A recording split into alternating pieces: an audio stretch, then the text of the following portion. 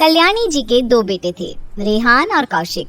रेहान जो कि बड़ा बेटा था, वो अपने बिजनेस में इतना बिजी था कि उसे शादी ब्याह में कोई रुचि नहीं थी, जिस कारण कल्याणी जी पहले अपने छोटे बेटे कौशिक की शादी करा देती है। वहीं शोभा घर की छोटी बहू बनकर ससुराल आती है।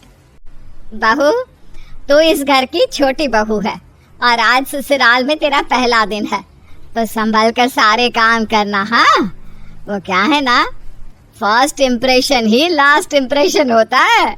अगर तूने ससुराल में सबका दिल जीत लिया तो जीवन भर रानी बनकर रहेगी।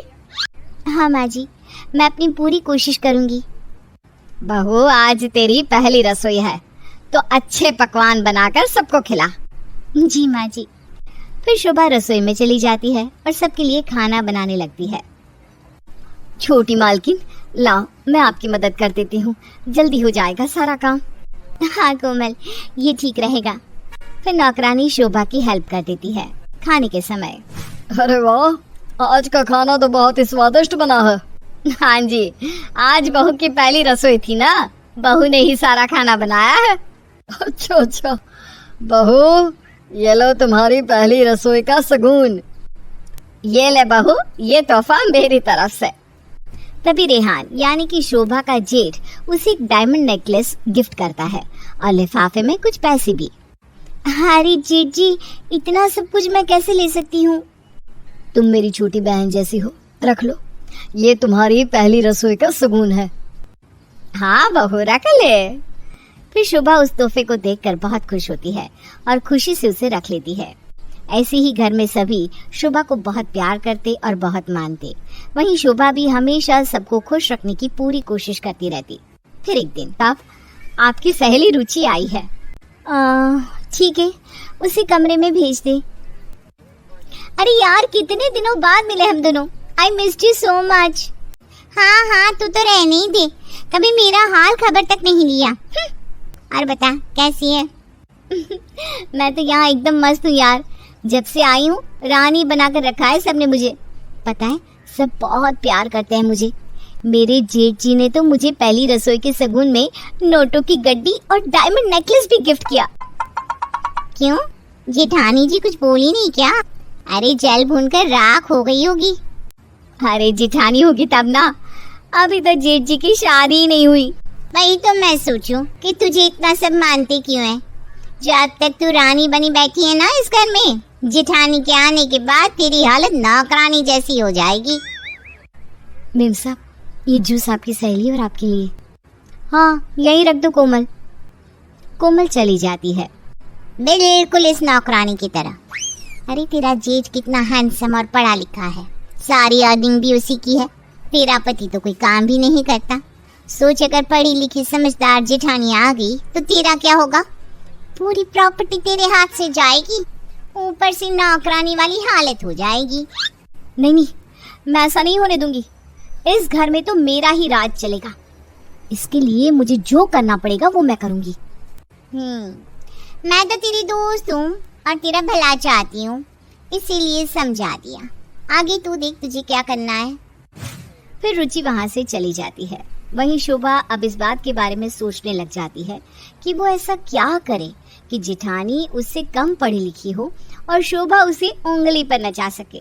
शोभा ये सब सोच ही रही होती है कि उसकी नजर नौकरानी कोमल पर पड़ती है, जो बेचारी सारा दिन घर वालों की सेवा में लगी होती है। अगर नौकरानी को ही जेठानी बना दिया तो मेरी तो ऐश ही ऐश होगी। फिर मैं नहीं, जेठानी ही नौकरानी रहेगी और मैं घर की महारानी। ये सही है। फिर शोभा कोमल के पास कुछ मेकअप का सामान और सुंदर कपड़े लेकर जाती है। कोमल, ये ले, ये तेरे लिए। मेम साहब, ये क्या है? कोमल, वो क्या है ना, तू बहुत सुंदर है और अगर तू गहने पहनेगी ना तो और सुंदर लगेगी। मुझे अच्छा नहीं लगता कि तू इस घर में नौकरानी का काम करती है। तुझे तो किसी अच्छे से घर की महारानी होना चाहिए था। मेम साहब, रुलाओगी क्या आप? आपकी उदारता देखकर दिल खुश हो गया, लेकिन मुझे नौकरानी की ऐसी किस्मत कहाँ कि कोई अच्छा लड़का मुझसे शादी करे, है ना? अरे रेहान जेठ जी कितने हैंडसम है और पैसे वाले तो तुम जानती हो, मैं तो कहती हूँ उनके सामने अच्छे से तैयार होके जाया कर। मुझे लगता है कहीं ना कहीं उन्हें तो पसंद है। क्यों, सच में ऐसा है मालकिन? लेकिन ये ठीक नहीं लग रहा मुझे। मालकिन नहीं, अब शोभा कहा कर मुझे। और जा, तैयार हो जा और हमेशा ना जेठ जी के इर्द गिर्द ही घुमा कर थोड़ी अदाएं दिखाया कर, ताकि वो तुझसे इम्प्रेस रहे। पर कैसे? अरे कैसे क्या, जो बोला है वो करना। अब कोमल हमेशा रेहान के आगे पीछे नाचती रहती और उसकी हर छोटी छोटी चीजों का ख्याल रखती। अब रेहान की शादी की उम्र हो रही है, मुझे लगता है कि लड़की ढूंढने का काम शुरू कर देना चाहिए। हाँ माँ जी, सही कह रही हो। देखिए ना, अब तो मुझे भी इस घर में आए कितना समय हो गया। अब तो मेरी जेठानी लाने का समय आ चुका है। हाँ, लेकिन मेरा बेटा रेहान इतना सीधा है कि मुझे डर लगता है कोई चंट लड़की ना आ जाए घर में, वरना हंसते खेलते परिवार में झगड़े शुरू हो जाएंगे। मुझे तो बहू बिल्कुल तेरी तरह बहू चाहिए, जो सास का हर कहना माने और घर अच्छे से संभाले। ओह, सच में माँ जी, मैं इतनी अच्छी हूँ? Thank you. धत पगली, तू तो संटी हो गई, मैं मजाक कर रही थी। हाँ? आप ऐसे ही मजाक करती रहो। वैसे माँ जी, मेरी नजर में ना एक लड़की है जो बहुत ही सीधी सादी है, सुंदर और गुणवान भी है। अरे कौन है, जल्दी बता। हमारी कोमल है ना, वो परफेक्ट है जेठ जी के लिए। तूने आज नाश्ते में गोबर खाया था क्या? छी छी छी छी, माँ जी कैसी बात करती हो? गोबर भी कोई खाने की चीज होती है क्या? तो ये कैसी झिलवल बात कर रही है तू? सही कह रही हूँ मैं, मेरी नजरों से देखो, कोमल हम सबका ख्याल कितने अच्छे से रखती है। जेठ जी की छोटी सी छोटी जरूरतों का ख्याल रखती है, उनकी कपड़े, उनकी फाइल, सब कुछ अच्छे से रखती है। अब इससे ज्यादा क्या चाहिए आपको? उसे तो जेठ जी की पसंद नापसंद भी अच्छे से पता है। पता है, क्योंकि वो इस घर की नौकरानी है। किस नौकरानी को इतना पता होता है? जरा गौर करिएगा मेरी बातों पर, तब पता चलेगा आपको। सास देखती है कि कोमल हर समय रेहान और बाकी घर वालों का अच्छे से ख्याल रखती है और रेहान के सामने बहुत ही अच्छे से प्रेजेंट होती है। तभी एक पड़ोसन रोते हुए घर आती है। अरे क्या हो गया कुंती, रो क्यों रही है? क्या बताऊं बहन, मेरी बहू चप्पल लेके मुझे मारने के लिए दौड़ी है, क्योंकि मैंने उसके पैर दबाने से मना कर दिया। सोचा था पढ़ी लिखी बहू लाऊंगी तो अच्छे से रहेगी, सेवा करेगी, लेकिन ये तो खुद सेवा करवाती है, सारे काम मुझसे कराती है, ऊपर से मारने दौड़ती है। अरे अरे, चिंता ना कर, सब ठीक हो जाएगा। जब तक वो शांत नहीं होती तो यहीं बैठ, मैं भी आती हूँ। ये कुंती की बहू तो काफी खतरनाक है। शोभा बहू बिल्कुल ठीक कह रही थी। वैसे भी कोमल रेहान का कितना ख्याल रखती है, मेरी बड़ी बहू बनने के लिए परफेक्ट है वो। जिसके बाद, बेटा रेहान, मुझे लगता है कि अब तो बहू लाने का समय आ गया है। लेकिन माँ, मुझे अभी शादी नहीं करनी। अगर कोई पसंद है तो बता दे बेटा, वरना देख, मैंने तो तेरे लिए लड़की भी देख ली है, बहुत ही गुणी और संस्कारी है। वो तो ठीक है माँ, लेकिन आजकल की लड़कियों को देखकर डर लगता है, भूखी शेरनी की तरह पंजा मारने को दौड़ती है। तभी कोमल अपना हाथ देखने लगती है। अरे तू शेरनी नहीं, खरगोशनी है, पंजे ना देख, जेठ जी तुझे नहीं कह रहे। अरे रेहान बेटा, इसीलिए तो मैंने तेरे लिए एक अच्छी सी लड़की ढूंढी है, वो है कोमल। देख बेटा, कोमल बहुत सालों से अपने घर में काम कर रही है और हम इसके स्वभाव से वाकिफ है। मुझे तो यही बेस्ट लगती है तेरे लिए। रेहान पहले तो शादी के लिए नहीं मानता, लेकिन पूरे घर वालों को कोमल पसंद थी, जिस कारण वो भी शादी के लिए हाँ कर देता है और नौकरानी कोमल और रेहान की शादी हो जाती है। अब तो मेरी चांदी ही चांदी। शादी के अगले दिन, ओए सुन कोमल, घर का सारा काम कर दे, और हाँ, आज ना तेरी पहली रसोई है तो सारा खाना अच्छे से बनाना। मैं पार्टी में जा रही हूँ, शाम तक आ जाऊंगी। देवरानी जी, अब तो मैं आपकी जिठानी बन चुकी हूँ, तो प्लीज मुझे भाभी या जिठानी जी कहने की आदत डालो। वो कहते हैं ना, give respect and take respect. वरना क्या? एक तो तेरी शादी मैंने जेठ जी से करा दी, तुझे घर की मालकिन बना दिया, और तुम मुझे धमकी दे रही है। हाँ, क्या कर लेगी बता तो। माँ जी, अरे ओ माँ जी। क्या हुआ बड़ी बहू, तूने मुझे क्यों बुलाया? वो मुझे ना कुछ कहना था। अरे क्या हुआ जिठानी जी, कुछ दिक्कत थी तो मुझे बता देती। माँ को क्यों बुलाया? वैसे भी मैं आपकी देवरानी हूँ, मैं आपकी बात नहीं सुनूंगी तो और कौन सुनेगा? हाँ बहू, शोभा ठीक ही तो कह रही है। अब तुम दोनों के होने के बाद भी मुझे रसोई में आना पड़े, अच्छा नहीं लगता ना? हाँ जी माँ जी। जी माँ जी के बच्चे हैं? घर में इतने सारे काम पड़े हैं, घर में नई बहू आई है और तू पास टांग कर कहाँ पार्टी करने जा रही है?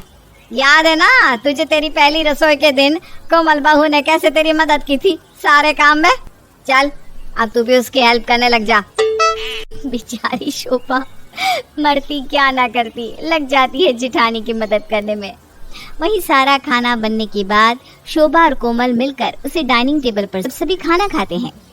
अरे वाह भाई वाह, शोभा बहू के हाथों का खाना तो हम सब ने खाया है, लेकिन आज कोमल बहू ने जो खाना बनाया है ना, उसकी तो बात ही अलग है। हाँ पापा जी, क्योंकि वो कहते हैं ना, नौकरानी कितना भी अच्छे से खाना बना ले, उसके हाथों के बनाए खाने में वो स्वाद नहीं होता, लेकिन अगर वही खाना घर का सदस्य बनाए तो उस खाने की महक में ही अलग सा जादू होता है। अरे मेरी बड़ी बहू कितनी समझदार है। ये ले बहू तेरा नेग, आज का खाना तो शोभा बहू की पहली रसोई से भी ज्यादा अच्छा है। हाँ, अब तो मेरा बनाया बुरा ही लगेगा ना? अरे बुरा मत मान बहू, मैं तो बस यही कह रही थी कि कोमल बहू ने तुझसे अच्छा खाना बनाया है। चल अब तू उसकी पहली रसोई का नेग दे। ये लो जेठानी जी, आपका नेग। अरे अरे, ये क्या?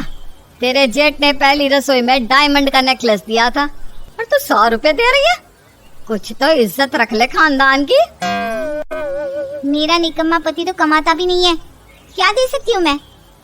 शोभा उसके बाद अपने गले का हार उतार कर कोमल को दे देती है। ये लो जेठानी जी, आपका तोहफा। ये हुई ना बात, मेरी छोटी है दिल की बहुत अमीर। ये नौकरानी जब से जेठानी बनी है, मेरे सर पर आफत कम होने की जगह अब तो आफत बढ़ गई है। कुछ कहा क्या देवरानी जी? नहीं नहीं, मेरी कहाँ इतनी हिम्मत जेठानी जी। अच्छा सुनो ना, मेरे लिए 1 कप चाय बना दो, सर में बहुत दर्द हो रहा है। और माँ जी के लिए भी बना देना, मैं माँ जी के कमरे में ही हूँ। जी जरूर। वहीं कोमल और सास दोनों कमरे में मजे से बैठकर टीवी देखकर गप्पे लड़ा रही होती है। ये लीजिए आप दोनों की चाय। शोभा जब देखती है कि दोनों मजे से बैठकर टीवी देख रहे हैं, गप्पे लड़ा रहे हैं, तो वो जल भून कर राख हो जाती है कमरे में आकर। मेरे साथ तो कभी ऐसे बैठकर चाय भी नहीं पी। सोचा था कि इस सीधी सादी नौकरानी को जेठानी बनाकर लाऊंगी तो राज करूंगी घर में, सारे काम इससे ही कराऊंगी, लेकिन राज तो ये कर रही है। मुझे घर की नौकरानी बना दिया। अगले दिन।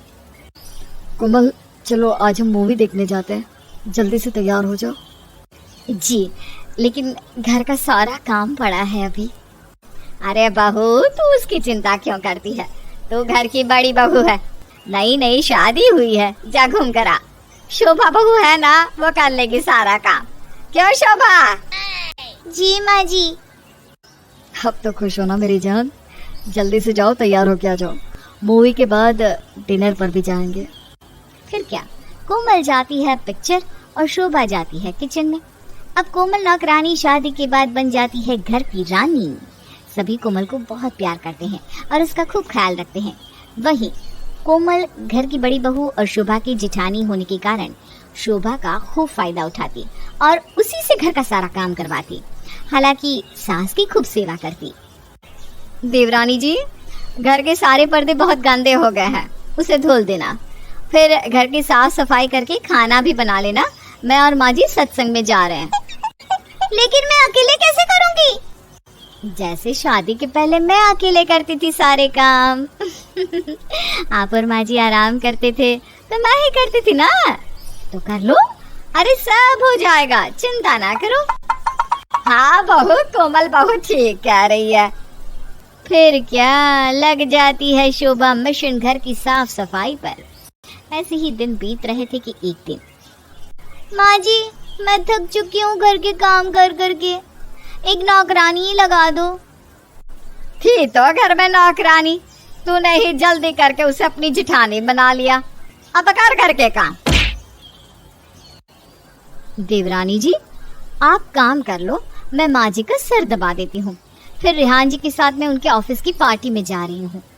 इतना बोलकर कोमल सास के पैर और सर दबाने लगती है। इनको देखकर मन कर रहा है कि दोनों का गला दबा दो।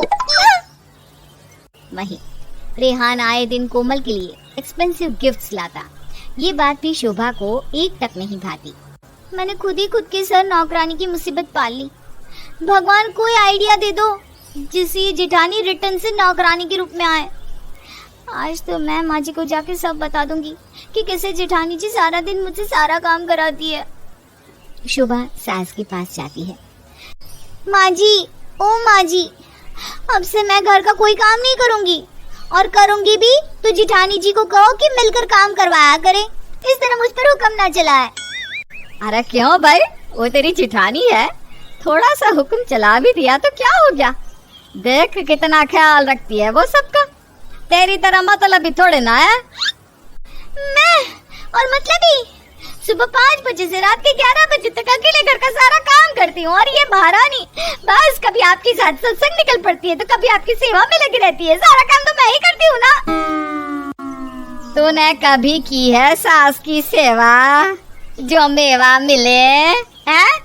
अगर तू मेरा इतना पैर दबाती तो आधी संपत्ति तेरे नाम कर देती, जिसके फिराक में तूने कोमल की शादी रेहान से करवाने का षड्यंत्र रचा था। ये सुनकर शोभा के पसीने छूट जाते हैं। आपको कैसे पता? सास हूँ बेटा तेरे। आपको क्या लगा देवरानी जी, आप इतना बड़ा गेम खेलोगी और मैं मोम की मूर्ति बनकर सब देखती रहूंगी? याद है आपको उस दिन जब मैं आपको और आपकी सहेली को जूस देने आई थी, तब मैंने आपकी सारी बातें सुन ली थी कि आप क्यों मेरी शादी रेहान जी से कराना चाहती थी, ताकि मैं नौकरानी बनकर हमेशा की तरह घर का सारा काम करूं और आप इस घर की महारानी बनकर रेहान जी के पैसों पर ऐश कर सको। और बस इसलिए मैंने और मम्मी जी ने मिलकर प्लान रचा, और शादी के बाद मैंने अपनी जेठानी होने का फायदा उठाकर घर के सारे काम आपसे करवाने शुरू कर दिया। बहू देख, तू भी मेरी बेटी है और ये भी, जिसके नसीब में जो होता है उसे वही मिलता है। लालच से घर टूटते हैं, जुड़ते नहीं। तू तो खुशकिस्मत है कि तुझे इतनी अंडरस्टैंडिंग जेठानी मिली है। जिसके बाद शोभा को अपनी ही चली चाल के लिए शर्मिंदगी महसूस होती है और उसके मन से धन संपत्ति का लालच हट जाता है। फिर वो कोमल से माफी मांगती है, जिसके बाद कोमल उसे माफ कर देती है और दोनों जेठानी और देवरानी अब प्यार से मिलजुल कर रहती और सास की सेवा करती।